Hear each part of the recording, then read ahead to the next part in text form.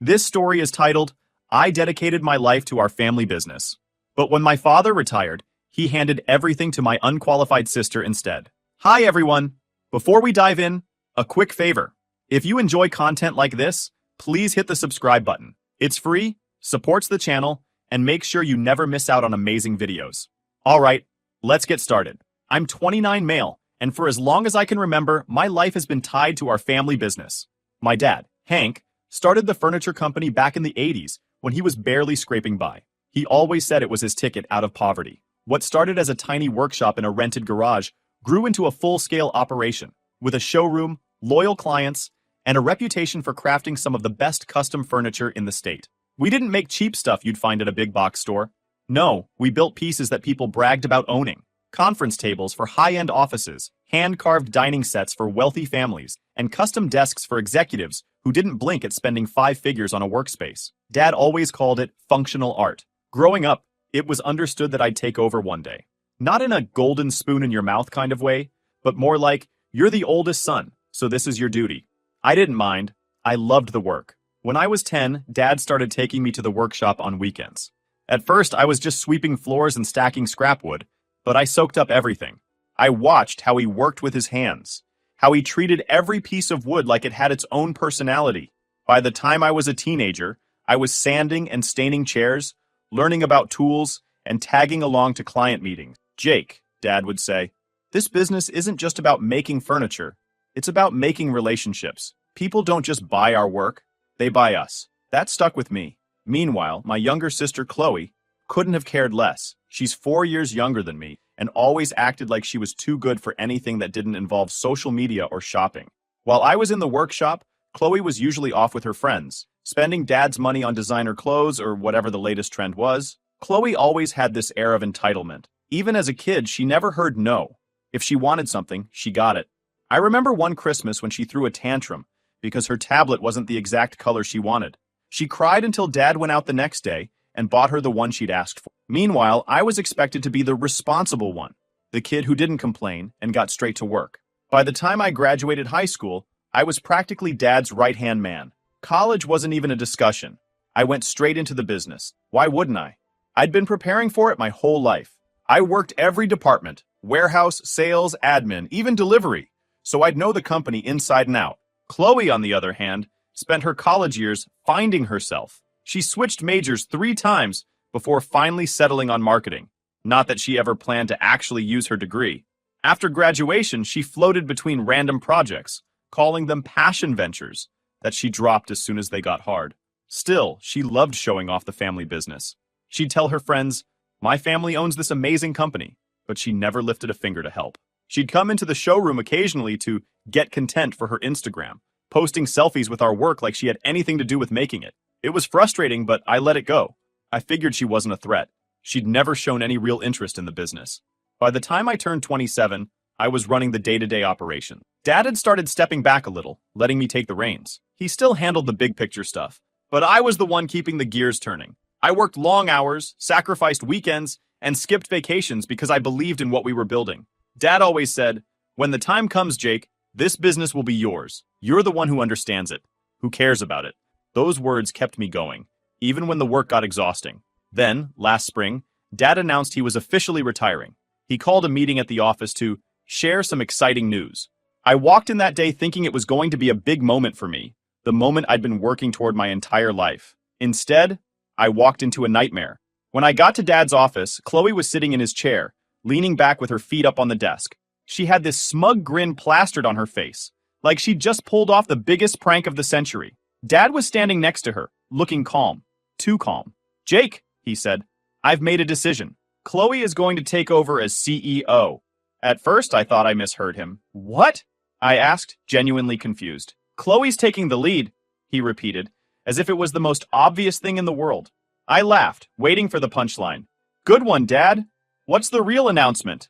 But he wasn't joking. He looked me dead in the eye and said, I think it's time for the company to evolve, and Chloe has the vision to take it to the next level. I stared at him, stunned. Chloe? The same Chloe who didn't even know the difference between oak and pine? The same Chloe who once asked me if plywood was a type of tree? Chloe chimed in, her voice dripping with fake confidence. Relax, Jake. You'll still have your role here. I'm just bringing some fresh ideas to the table. I could feel my blood boiling. Fresh ideas? I shot back. You've never even worked here, Chloe. You have no idea how this company runs. She shrugged, like it didn't matter. That's why I'll have you to guide me, she said, flashing a fake smile. I turned to Dad, desperate for him to see reason. Dad, I've spent my entire life building this company with you. Chloe hasn't done anything. How is this fair? But he just sighed, like he was already tired of the argument. Jake, you're great at what you do, but Chloe's got connections. She understands how to modernize the business. This is what's best for the future. I couldn't believe what I was hearing. After everything I'd done, everything I'd given up, Dad was handing over the business to Chloe on a silver platter. I felt like a stranger in my own family. Chloe just sat there, smirking, like she'd already won. And maybe she had. That was the moment I realized everything I thought I knew about my place in the family, about my future, was a lie. I walked out of that office in a daze. I couldn't process it. Chloe was running the company? The same sister who once bailed on her part-time summer job because she didn't like the uniforms? I didn't know whether to scream, laugh, or just quit on the spot. But I didn't quit. Not yet. I told myself I'd stick around, at least for a little while. Maybe Dad would come to his senses. Maybe Chloe would realize she was in over her head and step down. I didn't want to abandon the company. I'd poured too much into it. The employees trusted me. The clients trusted me. And deep down, I didn't trust Chloe to keep it together. But man, she didn't make it easy. The first week of her leadership was like watching a bad sitcom. She showed up to work on Monday at noon in a flashy outfit, sipping some overpriced drink and acting like she owned the place. I was already in my office when she barged in, dropped her designer purse on my desk and said, "Okay, Jake, let's talk strategy." Strategy? I asked, looking up from the paperwork I'd been buried in all morning. Yeah, like, what's our vibe? I feel like we need to rebrand, you know? Make things fresher, more modern. I blinked. Chloe, we don't need a rebrand. The brand works. It's why clients come to us. They know we deliver quality. She waved me off like I was boring her. Yeah, quality's great, but people want more these days. Like, what's our social media game? Are we doing collabs? Influencers? We need to go viral. I stared at her, dumbfounded. Chloe, this isn't a clothing brand. We make custom furniture. No one's buying a $10,000 conference table because they saw it on TikTok. Her eyes lit up like I'd just given her the best idea ever. Oh my God, Jake, yes! TikTok. That's what we need to do. Viral videos of us making furniture. I didn't even know how to respond. She was treating this company like it was some kind of hobby project, not a decades-old business with real clients and real responsibilities. Things only got worse from there. Chloe started making changes without consulting anyone. She canceled long-standing contracts with suppliers because she didn't like their vibes and tried to switch to cheaper materials to cut costs. I told her it was a bad idea, that our clients would notice the difference in quality, but she didn't listen. It's about margins, Jake, she said, like she'd suddenly become a business guru. She also started throwing money around like it was Monopoly cash. She hired some trendy marketing firm to revamp our image, paying them an absurd amount for a new logo and some sleek but pointless website updates. Meanwhile, our existing clients were getting frustrated because their orders were delayed, and Chloe was too busy brainstorming brand aesthetics to care. The employees were starting to lose patience, too. Most of them had been with us for years, and they were used to a certain way of doing things. Chloe, of course, didn't bother to learn how anything worked before she started making changes. She'd show up late to meetings, throw out half-baked ideas, and then disappear for the rest of the day. One time, she scheduled an all-hands brainstorming session on a Friday afternoon. Everyone had to stop what they were doing and gather in the conference room, where Chloe spent an hour rambling about future-forward synergy and disrupting the industry. Nobody knew what the hell she was talking about. After the meeting, one of the senior craftsmen, Dan, pulled me aside. Dan's been with the company since the beginning. He's practically family. He shook his head and said, "Jake, I don't know how much more of this I can take. She's turning this place into a circus." I didn't blame him. I felt the same way. The final straw came about 2 months into Chloe's reign. We had a massive order for a luxury hotel chain, custom dining tables, chairs, and a centerpiece bar for one of their flagship locations. It was one of the biggest contracts we'd ever landed, and it was supposed to be my project. But Chloe, being Chloe, decided she wanted to take the lead. She completely ignored the timeline I'd put together and started making changes to the designs without consulting the client. When I confronted her about it, she rolled her eyes and said, "Jake, stop micromanaging. I know what I'm doing." But of course, she really didn't. The project fell apart. The client was furious, and we ended up losing not just the contract, but the relationship entirely. It cost us hundreds of thousands of dollars, not to mention the hit to our reputation. When I tried to talk to Chloe about it, she acted like it wasn't a big deal. It's just one client, she said. We'll bounce back. I couldn't believe how casual she was about it. This wasn't just one client. This was a huge deal for the company, and she'd completely screwed it up. That night, I sat in my office long after everyone else had gone home. I stared at the stack of papers on my desk, the invoices, the client emails, the production schedules, and felt this overwhelming sense of defeat. This wasn't the business I grew up loving. It wasn't the legacy Dad had built. It was a mess. And no matter how hard I tried, I couldn't clean it up. The next morning, I went to Dad's house. He was sitting on the porch, reading the paper like he always did. I sat down across from him and said, "Dad, we need to talk." He looked up, and I could tell he already knew what I was going to say. "I can't do this anymore," I told him. "Chloe's ruining the company. She doesn't know what she's doing, and she won't listen to me. You have to step in." Dad sighed and set the paper down. "Jake, I know it's been rough, but you've got to give her time. She's still learning." "Learning?" I snapped. "Dad, she's destroying everything you built. She's driving away clients. She's alienating the employees, and she's making terrible decisions. This isn't just rough. It's a disaster." He didn't say anything for a long time. Finally, he said, "Jake, I made my decision. Chloe's the CEO now. You need to support her." I stared at him, stunned. He was really going to let this happen. He was going to let her run the company into the ground. "Fine," I said, standing up. "But I'm done. If you want Chloe to run the company, she can do it without me." After walking away from the company, I felt empty. You'd think I'd feel relieved after all the crap I'd put up with, but honestly, it was the opposite.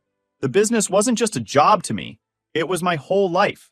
I'd spent over a decade building it, making sure Dad's dream didn't just survive but thrived. Now, all of it felt like it was for nothing. The first couple of weeks were weird.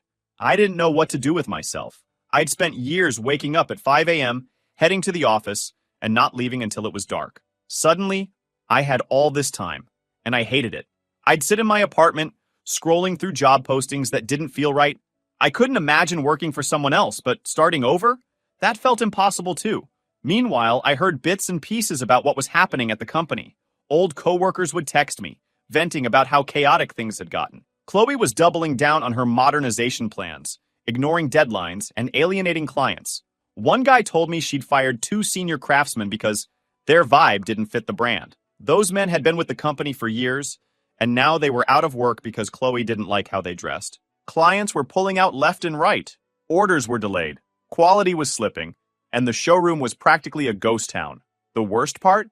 Chloe didn't seem to care. She was too busy hosting vision meetings and posting selfies from the office, talking about how she was transforming the industry. One day, a former client reached out to me directly. It was the owner of a boutique hotel we'd worked with for years. He asked if I could take on a private project, something outside the company. He'd ordered custom furniture from us before, but with the current chaos, he didn't trust Chloe to handle it. At first, I hesitated. I didn't want to step on any toes, and legally, I wasn't sure what I could do. But the more I thought about it, the more I realized I didn't owe Chloe or the company anything. I wasn't under contract, and I wasn't stealing clients. They were coming to me because Chloe had driven them away. So, I agreed. It wasn't a huge project, just a few custom tables and chairs for one of his new locations, but it felt good to be back in the workshop. I rented space in a friend's garage, bought some supplies, and got to work. For the first time in months, I felt like myself again. When I delivered the finished pieces, the client was thrilled. He told me they were even better than what he'd gotten from the company before. That meant everything to me. It reminded me that I didn't need the family business to prove my worth. While I was finding my footing, things at the company were going from bad to worse. Chloe's big ideas were backfiring left and right. She'd sunk a ridiculous amount of money into a rebranding campaign that made no sense. The new logo looked like it belonged on a juice bar, not a high-end furniture company. Employees were leaving in droves.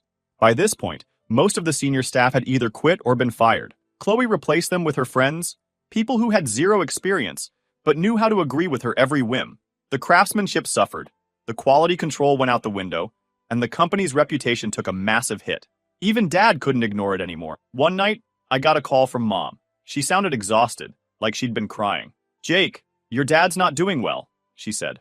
"What do you mean?" I asked, my stomach sinking. "He's been feeling off for weeks. He finally went to the doctor, and they found something. He has lymphoma." Hearing those words felt like a punch to the chest. Dad was the strongest person I knew, the guy who'd built an empire with his bare hands. I couldn't imagine him being sick, let alone with cancer. It's early, she added quickly. The doctors are optimistic, but he needs to start chemo right away. I told her I'd be there the next day. When I saw Dad, he looked smaller. He was sitting in his recliner, a blanket draped over his legs, flipping through the TV channels like everything was fine. But I could see it in his face. He was scared. "Hey, kid," he said when I walked in. "Hey, Dad," I replied, trying to keep my voice steady. I wanted to ask a million questions. What stage was it? What were the odds? How long would treatment take? But I didn't. Instead, I just sat with him, and for the first time in a long time, we talked about normal stuff. Mom was the one who brought up the company. "Jake, it's a disaster," she said, her voice shaky. "Clients are leaving. The employees are miserable. And Chloe, she doesn't even come to the office half the time." I clenched my jaw. Of course, Chloe was nowhere to be found. Dad sighed. "She's trying," he muttered, though even he didn't sound convinced. "She's not trying, Hank," Mom shot back. "She's failing, and you know it." I didn't say anything. What was the point? I'd been warning him about this for months, and he hadn't listened. Over the next few weeks, I split my time between helping Dad and working on small projects for clients who'd reached out to me. It was exhausting, but in a way, it felt good to stay busy. Chloe, on the other hand, completely disappeared. She didn't show up to the hospital, didn't call to check on Dad, didn't even send a text. When Mom tried to reach her, Chloe said she was too overwhelmed and needed space. Space? From what?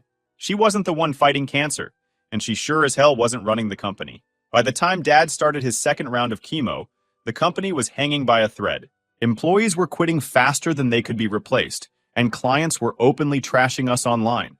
I heard rumors that suppliers were refusing to work with us because Chloe hadn't paid them on time. Then, out of nowhere, Chloe packed up and moved to California. She left a vague email for the staff, something about seeking new opportunities, and that was it. She was gone.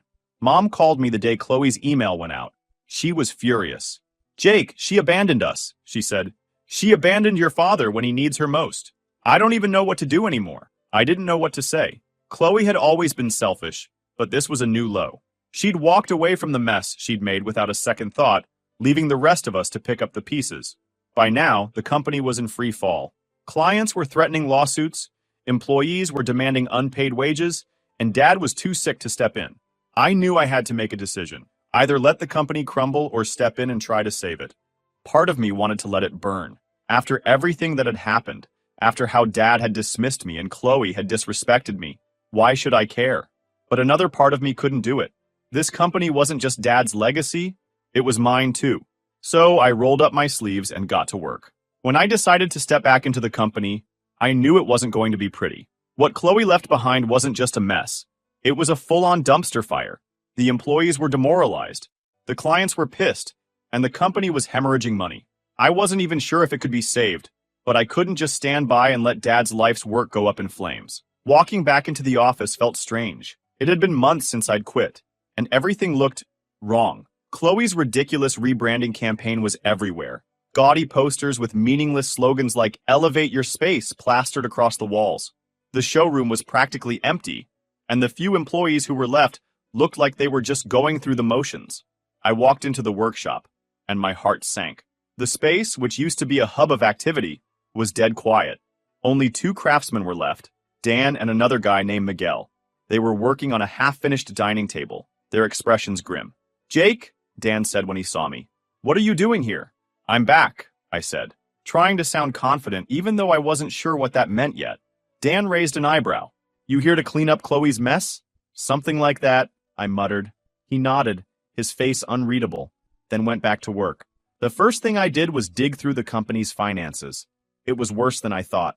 Chloe had blown through almost all of our reserves on her ridiculous modernization projects, flashy ad campaigns, unnecessary office renovations, and that overpriced marketing firm. Meanwhile, invoices from suppliers were piling up, and we had a stack of client refunds that hadn't been processed yet. The second thing I did was meet with the remaining employees. There weren't many left. Most of the senior staff had either quit or been fired, and the ones who stayed looked like they were ready to jump ship at any moment. I called a meeting in the conference room, and it was painfully awkward. The room was too big for the small group, and the tension was thick. "All right," I said, standing at the front of the room.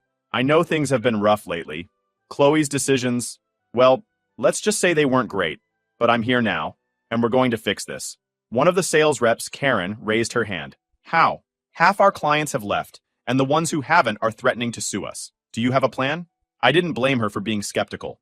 I'm working on it, I said honestly. But the first step is stabilizing what we have left. We're going to focus on fulfilling the orders that are still in the pipeline, and we're going back to basics: quality, reliability, and transparency. No more gimmicks, no more rebranding nonsense. They didn't look convinced, but I couldn't blame them.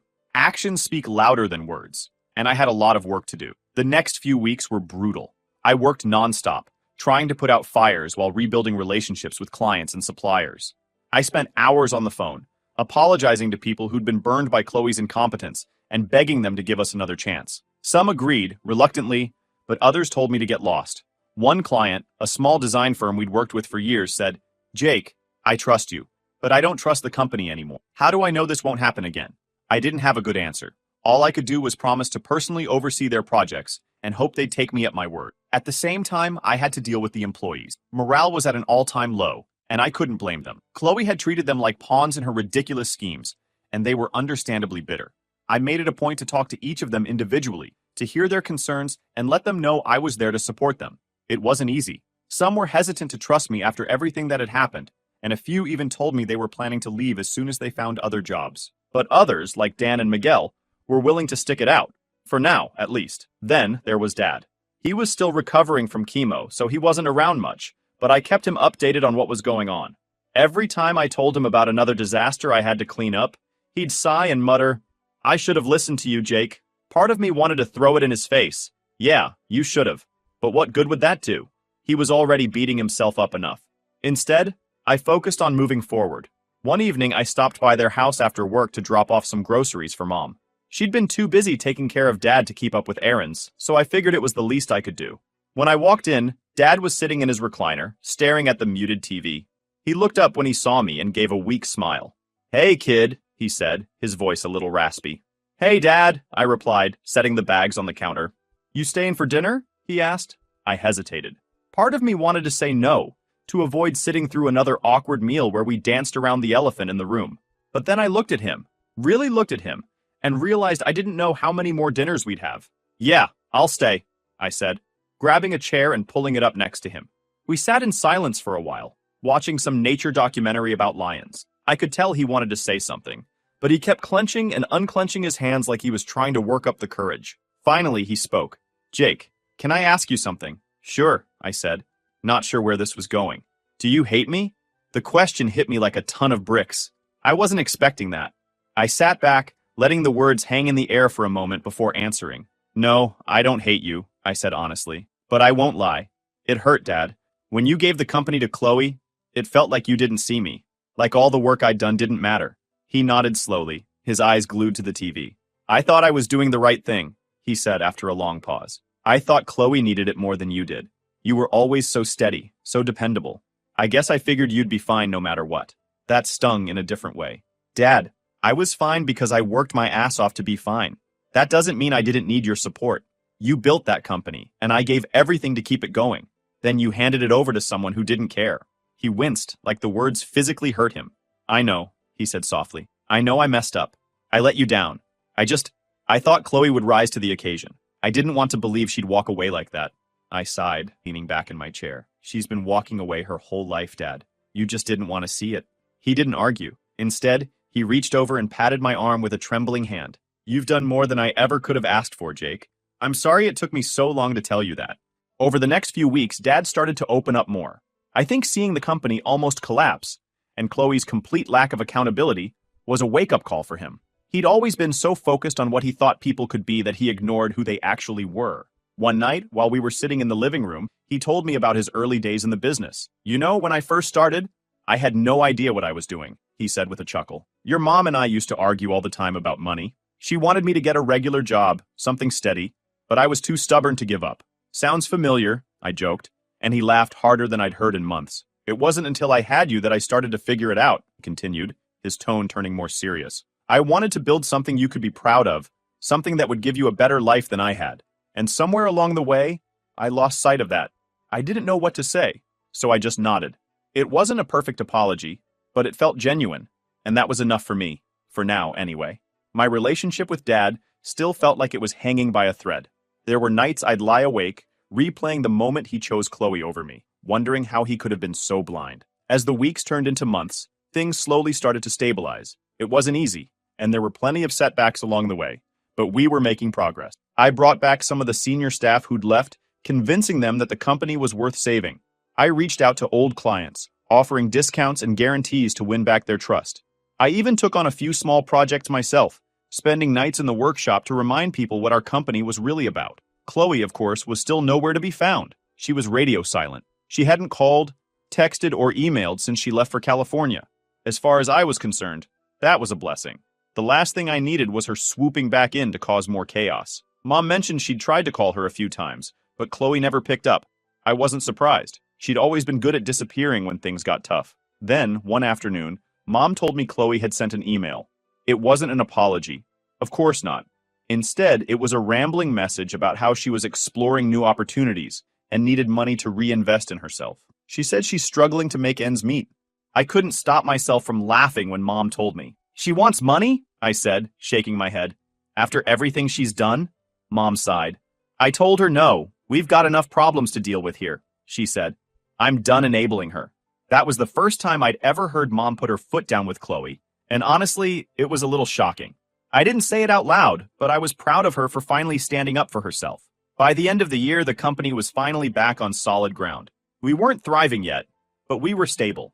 I couldn't have done it without the employees who stuck by me, the clients who gave us another chance, and honestly, the lessons I'd learned from watching everything fall apart.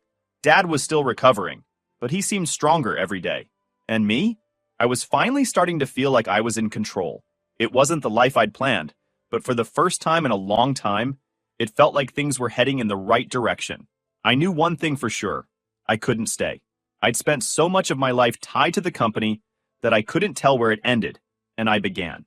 And after everything, Dad's betrayal, Chloe's mess, and the months of picking up the pieces, I realized I needed something that was just mine. One evening, after dinner at my parents' house, I told Dad my decision. We were sitting on the porch, watching the sunset, a couple of mugs of coffee in hand. Dad, I said, breaking the comfortable silence, I've been thinking, I'm not going to stay at the company. He looked at me, his face unreadable. For a second, I thought he might argue, try to convince me to stay. Instead, he just nodded slowly. I figured, he said quietly.